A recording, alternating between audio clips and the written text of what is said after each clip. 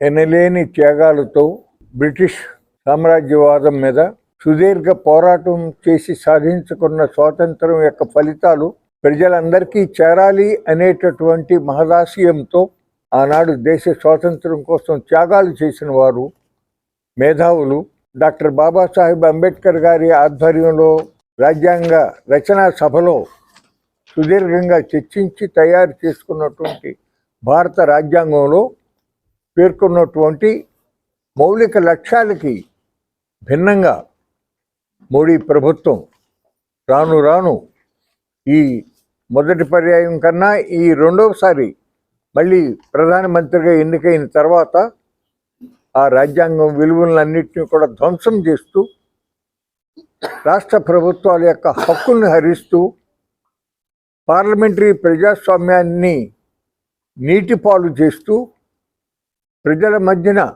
వివిధ మతాలను అవలంబించేటటువంటి వారి మధ్యన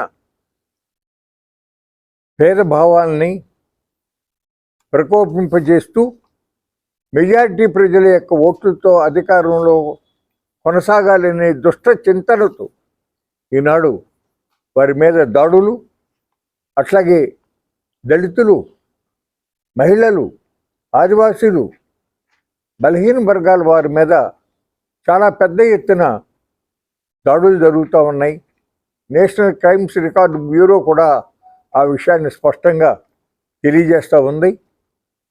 అట్లాగే ఈ భారతదేశంలో ప్రజలు కట్టిన పన్నులు, అట్లాగే బ్యాంకులు, ఫైనాన్షియల్ ఇన్స్టిట్యూషన్స్ నుంచి తీసుకున్నటువంటి రుణ సదుపాయం, లక్షలాది కార్మికుల యొక్క శ్రమశక్తితో అభివృద్ధి చేసుకున్నటువంటి ప్రభుత్వ రంగ సంస్థలని జీవి రామకృష్ణన్ డిజిన్వెస్ట్మెంట్ కమిషన్ ఇచ్చినటువంటి రికమెండేషన్కి భిన్నంగా బుక్ వాల్యూ చొప్పున కారు చౌకగా ఈ రోజున అదానికి, అంబానీలకి, కార్పొరేట్లకి కట్టబెడతా ఉన్నటువంటి పరిస్థితుల మీద రానున్నటువంటి 2024 పార్లమెంటు ఎన్నికల సందర్భంగా ఇంత దుర్మార్గంగా భారత ప్రజానీకానికి అపకారం చేస్తూ ఉన్నటువంటి మోడీ బీజేపీ ప్రభుత్వాన్ని తిరిగి రానియకూడదు.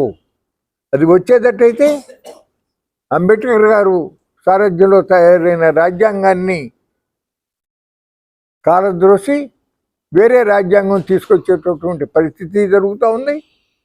సుప్రీంకోర్టు అంటే లెక్కలేదు, పార్లమెంటు చట్టాలకి విలువ లేకుండా ఈ రోజున ఆ జడ్జిమెంట్ ఇచ్చిన దాన్ని కూడా భిన్నంగా సుప్రీంకోర్టు చీఫ్ జస్టిస్ని తీసేసి ఒక క్యాబినెట్ మంత్రిని పెట్టుకుని ఎలక్షన్ కమిషన్ కూడా గుప్పిట్లో పెట్టుకుని ఈ రోజున ఒక నియంతృత్వంగా ఫాసిస్ట్ ధోరణిలో వెళ్తూ ఉన్నటువంటి ఆ బీజేపీని ఓడించాలనేటువంటి లక్ష్యంతో మన ఆంధ్రప్రదేశ్ రాష్ట్రంలో వామపక్షాలు, అట్లాగే రైతు సంఘాలు, కార్మిక సంఘాలు, పౌర హక్కుల సంఘాలు, అట్లాగే మేలుకో ఆంధ్రప్రదేశ్ అనేటటువంటి పేరు మీదుగా జరుగుతూ ఉన్నటువంటి ప్రయత్నం, భారత్ బచావో అనే పేరు మీదుగా జరుగుతూ ఉన్నటువంటి ప్రయత్నం, ఇంకా ఇట్లా అనేక మంది వివిధ సంస్థల వారు కూడా చేస్తూ ఉన్న ప్రయత్నాలు, వీటన్నిటినీ కూడా ఒక వేదిక మీదకు తీసుకొచ్చి 30వ తారీఖు మన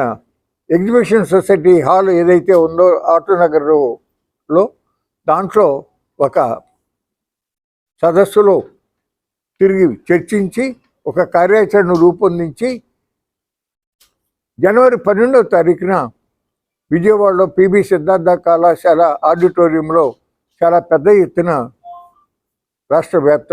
రాష్ట్ర స్థాయి సభ జరపాలని, దానికి ఢిల్లీ నుంచి, బెంగళూరు నుంచి, ఇతర చోట్ల నుంచి కూడా ప్రముఖ నాయకులు, న్యాయమూర్తులు, న్యాయవాదులు, అట్లాగే మేధావులు, రైతు సంఘాలు, కార్మిక సంఘాలు, రాజకీయ పార్టీల నాయకులను కూడా ఇన్వైట్ చేసి ఇక్కడ మన రాష్ట్రంలో పెద్ద ఎత్తున కర్ణాటకలో ఏ విధంగా అయితే ఎద్దిలే కర్ణాటక, మేలుకో కర్ణాటక అనే పేరు మీదుగా అక్కడ ఒక విశాల ఐక్య వేదిక ఏర్పడి వాళ్ళు కృషి చేశారో, ప్రజల్లో చైతన్యాన్ని పెంపొందించి బీజేపీ ప్రభుత్వాన్ని ఎంత డబ్బు ఖర్చు పెట్టినా మట్టి కనిపించారో, అదేవిధంగా ఆంధ్రప్రదేశ్ రాష్ట్రంలో కూడా బీజేపీకి సపోర్ట్ చేసేటటువంటి పార్టీలని ఓడించడం ద్వారా బీజేపీకి బలాన్ని చేకూర్చవద్దు అని చెప్పి ప్రజలకి అప్పీల్ చేయాలని చెప్పి అనుకోవటం జరిగింది.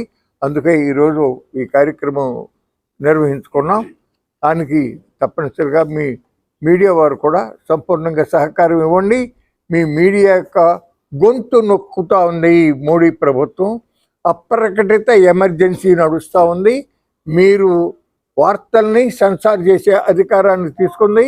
చివరికి ఎంత దుర్మార్గం అంటే వాట్సాప్ ఇతర యాప్ల్లో ఎన్క్రిప్ట్ చేసేటటువంటి దానిని కూడా దాంట్లోకి వెళ్ళి సమాచారం తీసుకుని తన అభిప్రాయాలతో ఏకీభవించిన వాళ్ళు ఎవరో వాళ్ళని ఐడెంటిఫై చేసి వాళ్ళని టార్గెట్ చేసి వాళ్ళని ఇబ్బందులకు గురి చేసేటటువంటి దుర్మార్గమైనటువంటి నడక బీజేపీ మోడీ ప్రభుత్వం ఈ రోజున నడుస్తూ ఉంది. అటువంటి దుర్మార్గ ప్రభుత్వానికి సహకరించవద్దు అని చెప్పి ఆంధ్రప్రదేశ్లో ఉన్నటువంటి అన్ని రాజకీయ పార్టీలకి కూడా ఈనాటి ఈ సమావేశం ద్వారా విజ్ఞప్తి చేస్తూ ఉన్నాం. దేశ్ బచావో అనే నినాదంతో ఈరోజు ఆంధ్ర రాష్ట్రంలో కలిసి వచ్చే శక్తుల్ని, మిత్రుల్ని, సంఘాలని, సంస్థల్ని, మేధావుల్ని అందరినీ సమీకరించి విజయవాడలో వడ్డే శోభనాద్రీశ్వరరావు గారి నాయకత్వంలో ఒక సమావేశం ఏర్పాటు చేయడం జరిగింది. బీజేపీ రెండోసారి అధికారంలోకి వచ్చిన తర్వాత భారత రాజ్యాంగాన్ని ధ్వంసం చేస్తుంది. ఈ దేశ సంపదని కార్పొరేట్లకి, అదానంబానికి కట్టబెట్టి దేశ ప్రజల్ని భిక్షగాళ్ళుగా మారుస్తుంది. అందుకోసమే మన ఆ రాష్ట్రానికి, తెలుగు రాష్ట్రానికి ప్రత్యేక హోదా, వెనుకబడిన ప్రాంతాలకి ప్యాకేజీ ఇస్తామని తిరుపతి వెంకన్న సాక్షిగా ప్రమాణం చేసినటువంటి మోడీ ఆంధ్ర రాష్ట్రానికి తీవ్రమైన ద్రోహం చేశారు. ప్యాకేజ్ ఇవ్వకుండా, వెనుకబడిన ప్రాంతాలని అభివృద్ధి చేయకుండా, పోలవరాన్ని జాతీయ ప్రాజెక్టుగా ప్రకటించి నిధులు ఇవ్వకుండా లక్షల మంది గిరిజనుల్ని గోదావరిలో ముంచినటువంటి మత ఉన్మాద బీజేపీని ఈ రాష్ట్రంలో ఉన్నటువంటి అధికార పార్టీ, ప్రధాన ప్రతిపక్ష పార్టీలు ఒక్క మాట కూడా మాట్లాడకుండా ఈ రాష్ట్ర తెలుగు ప్రజలకి తీవ్రమైన నష్టాన్ని కలిగిస్తున్నాయి. అందుకోసమే ఈ రాష్ట్రంలో ఉన్నటువంటి అధికార పార్టీని, ప్రధాన ప్రతిపక్ష పార్టీలు కూడా ఈ కూటమి విజ్ఞప్తి చేస్తుంది, మా సంస్థ విజ్ఞప్తి చేస్తుంది. అయ్యా, ఈ రాష్ట్రానికి ద్రోహం చేసినటువంటి బీజేపీని ఓడించడానికి మా సంస్థ పనిచేస్తుంది. ఈ వేదిక భారత రాజ్యాంగ పరిరక్షణ వేదిక కంకణం కట్టుకున్నది. అందుకోసమే మీరు కూడా ఈ వేదికలో కలిసి రావాలని వాళ్ళు కూడా విజ్ఞప్తి చేస్తున్నాం. లేని పక్షంలో బీజేపీ వంతపాడడం కానీ, బీజేపీకి ప్రత్యక్షంగా పరోక్షంగా మీరు మద్దతు ఇస్తున్నారు.